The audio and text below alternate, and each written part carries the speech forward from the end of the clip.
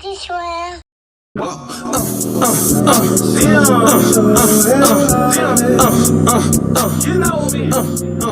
This episode of What's Happening Slim is being sponsored by the new podcast, The Bullshit Show. Go check them out.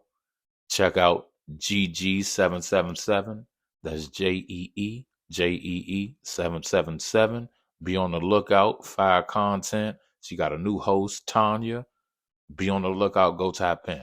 Like, comment, and subscribe.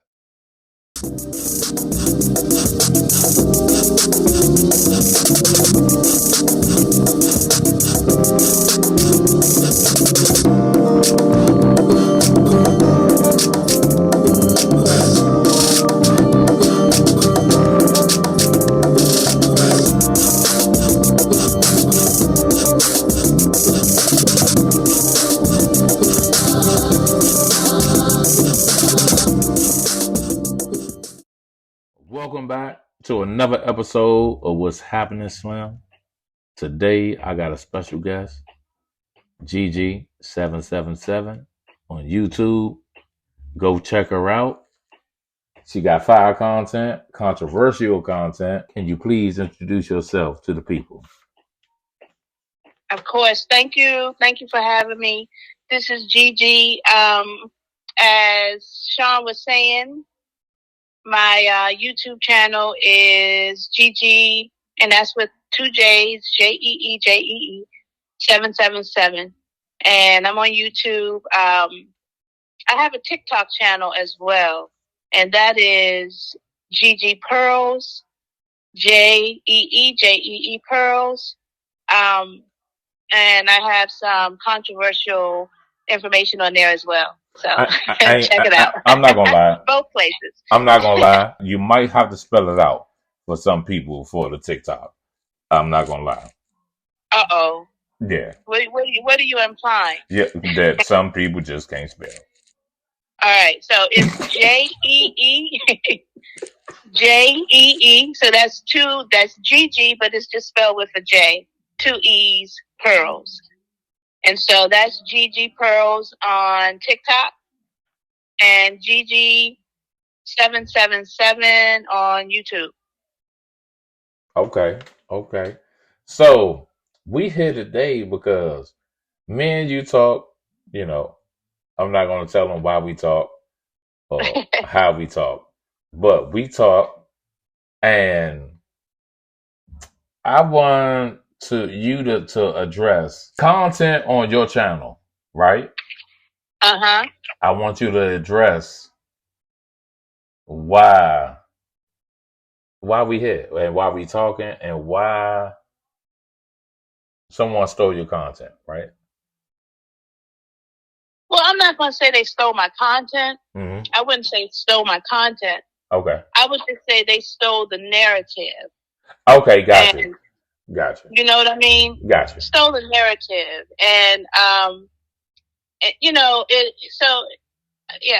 more so the narrative, and it's not a big deal because there's really no ownership to that narrative. If there is any ownership, it would probably be the Russell Poole and some of these other people that I researched and looked into when I did my series, The Unsolved Murder of Tupac Shakur. And I put it on JEEJEE Pearls. I put it on TikTok. And so, it's like before in July. In July, when they went after Keefe D, right? And they indicted him and they went into his house. They raided his house and everything. Right. So that kind of kicked everything off for me because it kind of took me back to, of course, my youth and, just kind of being around in that time and knowing Tupac and being alive, when he was alive and knowing that, And so I started looking into his murder. I was just interested to find out what really happened to him. And so I started looking into, remembering things and going back and kind of looking at some of the things that I had heard over all these years.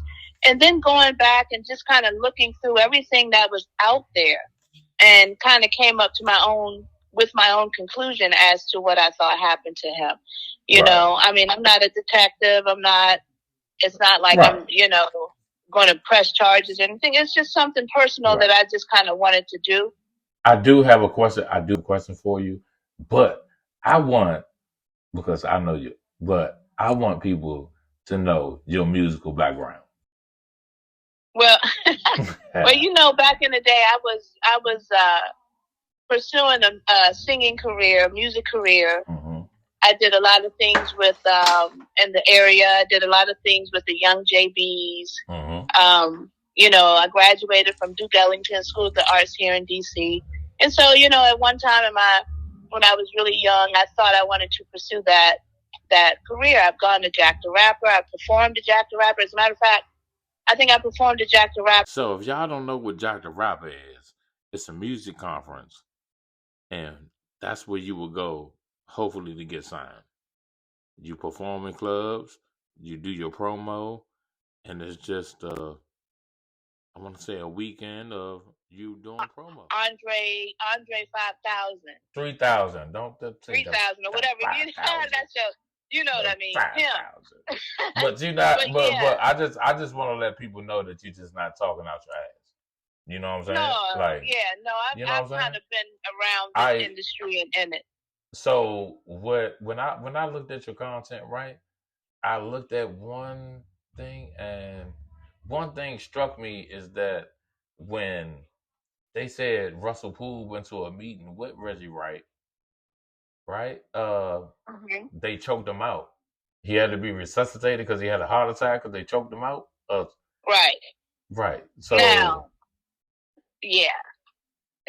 okay. So in my looking into just kind of going through all of the information that's out there, I came across just a lot of information from very people that you wouldn't think had this information.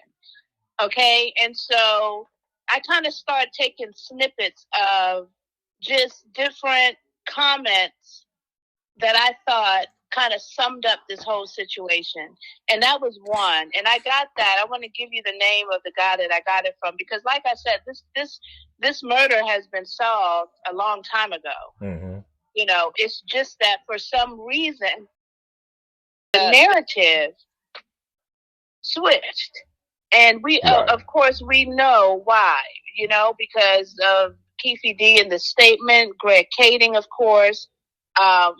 They switched the narrative, and they made sure that narrative that they're telling everyone right now is the narrative that they want known. But there was a narrative before that, and that was Russell Poole. Right. And there are a lot of people who know that narrative. So I got a lot of information from, it's a guy named George Carlin. Right. And he has a lot of information on his website. I listened to like Randall Sullivan of Rolling Stones magazine. He did some interviews. Davey D was a disc jockey back in the day. I listened to some of those things. Yeah, I remember him. Davey D. I found that snippet. George Carlin made that snippet talking about Reggie Wright and how there were some people who were there, more than likely, you know, probably good cops, who said that when Russell Poole went to that meeting with the sheriff's office, that he didn't realize that Reggie Wright Jr. was going to be there. And it's said that Reggie Wright Jr. and like 3 other guys showed up at that meeting. Right. But Russell Poole didn't know that they were going to be there. And there's allegation that they basically killed Russell Poole. Russell Poole to have a heart attack showing up in that meeting. But that's not what I was told about how it happened. Evidently, right outside of where Russell was meeting is a defibrillator. Now, I need somebody to verify that, too. And I was told that Russell was choked out in that meeting. And also, Russell Poole called for an independent investigation into the murder. Yeah. And he called for that, I want to say 2 or 3 times. Like, So, I mean, Russell Poole, I'm not going to lie. I would love for him to be alive. Rest in peace to Russell Poole. Because I believe Keefe D, he been saying he killed Tupac for like 5 years in interviews. And he thinks that the Prophet protected him from any conviction. I'm gonna keep it all the way 100 with you. I really believe that Keefe D is a confidential informant. I believe he's been working for them for a while. That it's just too.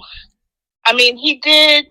When he gave that statement, he got like 40 Crips off. They say it's like. I mean, it was a lot of people that he got off. So there was definitely.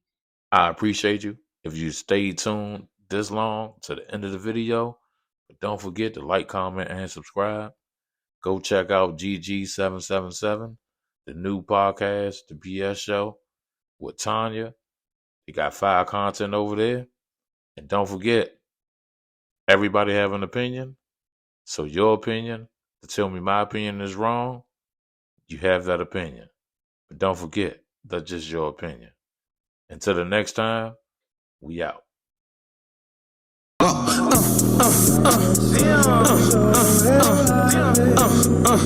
You know me.